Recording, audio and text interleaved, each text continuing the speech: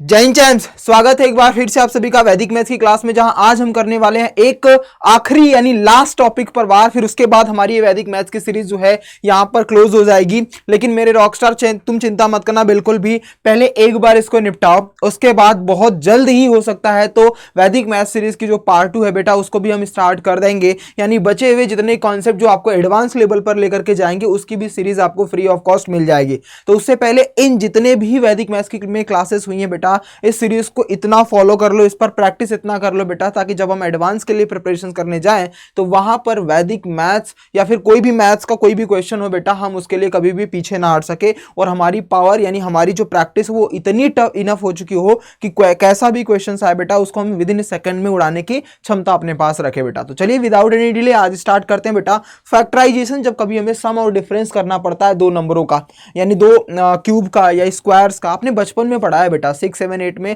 अगर छोटे बच्चे हो तो आप पढ़ोगे आगे चलकर 6, 7, 8 में बेटा, और अगर आप क्रॉस कर चुके हो 9, 10th में हो या फिर 11, 12th या फिर कंपटीशन की तैयारी कर रहे हो तो आपने बचपन में 6, 7, 8 में ये फॉर्मूलेस पढ़े थे बेटा। लेकिन वहां पर हमें फॉर्मूला रटाया जाता है।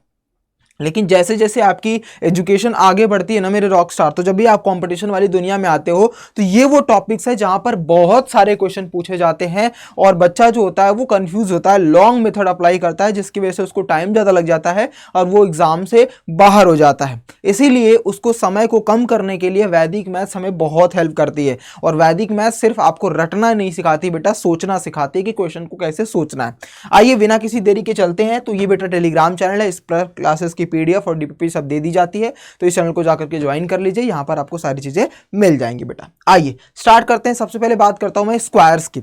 अब दो नंबरों का, यानी जब भी हमारे पास कोई नंबर्स कोई वेरिएबल्स टर्म्स के फॉर्म में हो, देखो बेटा ये अलजेब्रा ही है, बट अलजेब्रा में ही फैक्टराइज जब हम करने जाते हैं और उस फैक्टराइजेशन में भी दो स्क्वायर दे रखे हो, तो दो नंबरों के सम का स्क्वायर या दो नंबरों के डिफरेंस का स्क्वायर क्या होता है। जैसे मैंने आपके सामने लिखा कि भाई सपोज कर लो कि हमने नंबर एक लिखा है 49x² माइनस का 9 इक्वल्स टू 0। इसके जीरो, उसके रूट्स, इसके जीरोस, एक्स की वैल्यू क्या हो सकती है, तो हम कितना तक सोच सकते हैं बेटा। तो अगर हम इसको एक बार देखें ध्यान से, तो हम ऐसे पढ़ते हैं बेटा, जब हम अपने आगे चल करके फॉर्मूले को रिवाइज करेंगे, जब आप छोटे बच्चे अगर हो तो 6, 7, 8 में आप पढ़ोगे बेटा, वरना आप पढ़ चुके होंगे जो बड़े बच्चे हैं। जैसे मान लो आप लोग क्या करते हो कि जब कोई नंबर a² माइनस b² होता है बेटा, तो उसका फॉर्मूला होता है a माइनस बी और दूसरे ब्रैकेट में a प्लस बी, यही फॉर्मूला होता है।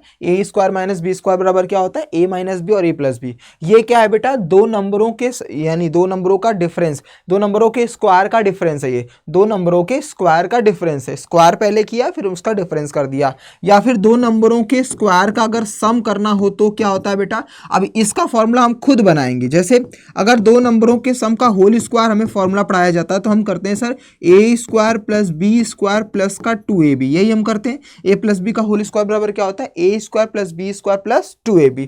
सर अगर हमें a² प्लस b² चाहिए होगा तो हम क्या करेंगे, a प्लस 2ab को यहाँ ट्रांसफर कर दो, यानी a² प्लस b² बराबर क्या होगा, यहाँ पर हम लिखेंगे a प्लस बी का होल स्क्वायर माइनस, ये प्लस इधर आएगा तो क्या बन जाएगा, माइनस 2ab। तो बेटा यही वो दो नंबर्स हैं जो किसी भी नंबर्स के स्क्वायर का डिफरेंस और किसी भी नंबर्स के स्क्वायर का सम करने में आपको सेकंड में हेल्प करने वाले हैं बच्चा। तो ये दो फॉर्मूले बहुत इंपॉर्टेंट है स्क्वायर्स में, जो आपको बहुत सॉरी ये जो फॉर्मूला है मेरे रॉकस्टार, ये बहुत ही ज्यादा, ये वाला जो पहला नंबर है बहुत इंपॉर्टेंट है। चाहे आप फिजिक्स पढ़ाई कर रहे हो, चाहे आपका न्यूमेरिकल्स फिजिक्स में सॉल्व कर रहे हो, मैथ सॉल्व कर रहे हो, किसी भी छोटे क्लास में हो, बड़े क्लास में हो, कंपटीशन में हो, ये वाला फॉर्मूला हर जगह अप्लाई होता है बेटा।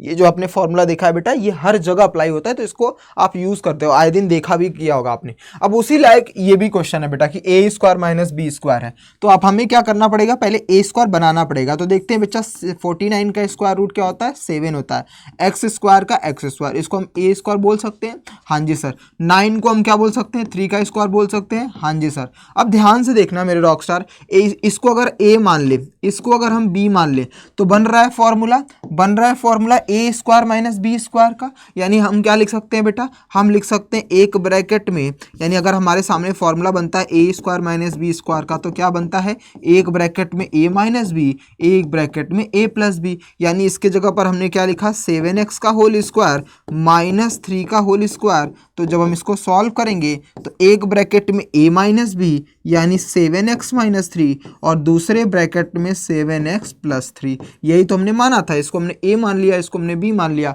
हमने फॉर्मूले में पुट कर दिया और हमारा आंसर आ गया। तो जब कभी भी आपके सामने ऐसा क्वेश्चन बनता है तो आपको फॉर्मूले को समझना पड़ेगा कि कभी कभी हमारे सामने अगर फैक्टराइजेशन स्क्वायर ऑफ का डिफरेंस पूछे, फैक्टराइजेशन स्क्वायर का सम पूछे, तो हमें इन्हीं दोनों फॉर्मूले पर अप्लाई करना है। सपोज लाइक दैट अगर यहां पर प्लस होता, यहां पर क्या होता है बेटा, यहां पर क्या होता है, सपोज करो कि यहां से आपके प्लस पूछा गया होता, जैसे मैंने लिखा कि भैया 49x स्क्वायर प्लस का 9 दे रखा है, तो कैसे सॉल्व करोगे, बस उठाना, इस पे सॉल्व कर देना।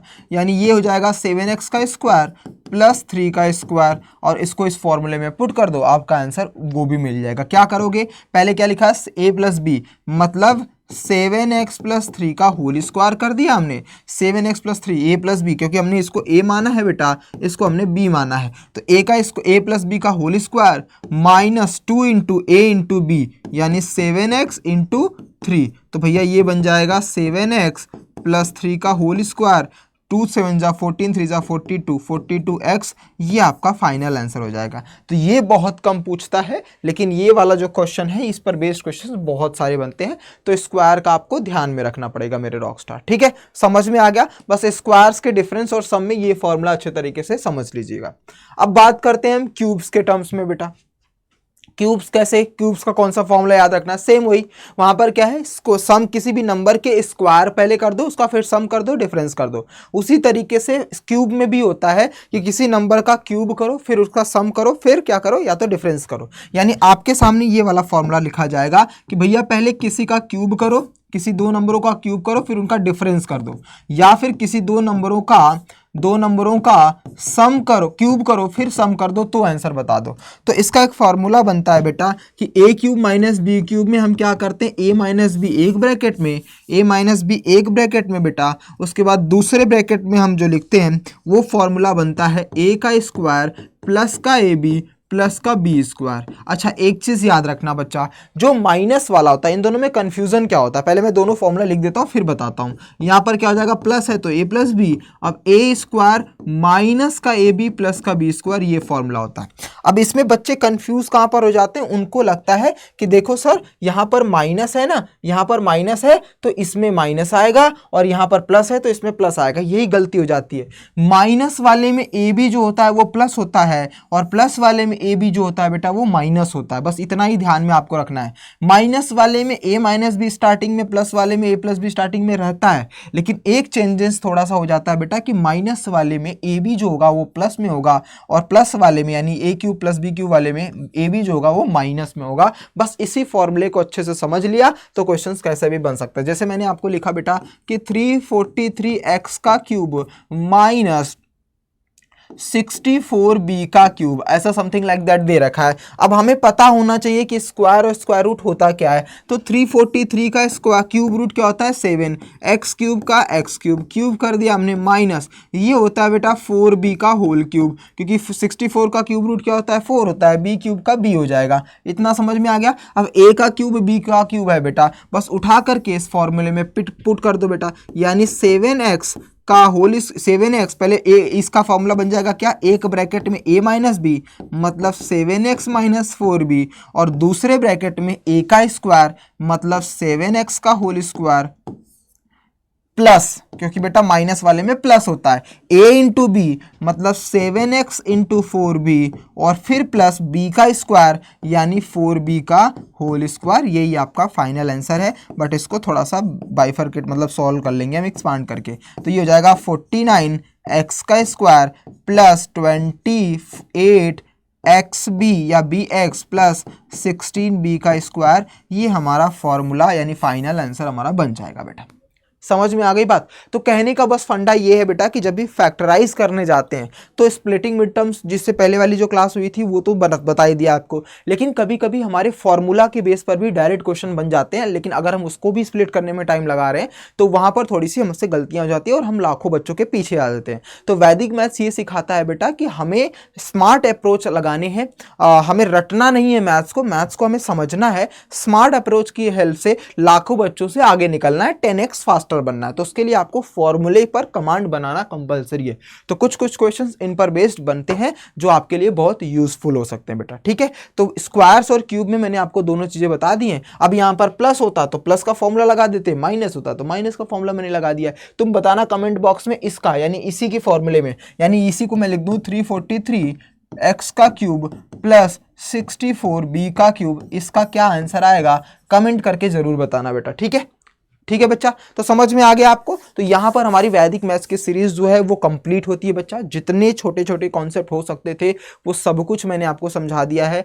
जरूर कमेंट करके बताना बेटा कि हमारी ये वैदिक मैथ्स सीरीज कैसी लगी है। शेयर जरूर करना अगर पसंद आ रही है तो दोस्तों के साथ। छोटे भाई बहन अगर आपके मैथ्स कमजोर है उनका, तो उनको आप शेयर करके बता सकते हो कि भैया ये तुम्हारे लिए बहुत बेनिफिट है। अगर मैथ्स में तुम वीक हो तो मैथ्स को अच्छे से एक्सपांड करना है, मैथ्स में 10x फास्टर बनना है, मैथ्स को अच्छा से अपने पर मैथ्स पर अपना कमांड बनाना है, तो बेटा वैदिक मैथ्स कंपलसरी है। इसकी मल्टीपल प्रैक्टिस कर लो, केवल 1 महीना करके देख लो बेटा, फिर तुम्हारे अंदर इतना ज्यादा इंप्रूवमेंट आएगा ना तो तुम किसी भी एग्जाम को क्रैक करने के लिए तैयार रहोगे। ये मेरा तुमसे वादा है बेटा, ठीक है, डन। चलो तो अब हम चलते हैं मेरे रॉकस्टार, और बाकी टेलीग्राम पर मैं डीपीपी पीडीएफ डाल दूंगा इसी टेलीग्राम पर, डिस्क्रिप्शन में भी लिंक है, जाकर के उसको ज्वाइन कर लीजिए। मिलते हैं अगली क्लास में, तब तक के लिए ख्याल रखिए अपना और अपने पेरेंट्स का भी। जय हिंद मेरे रॉकस्टार, गॉड ब्लेस यू।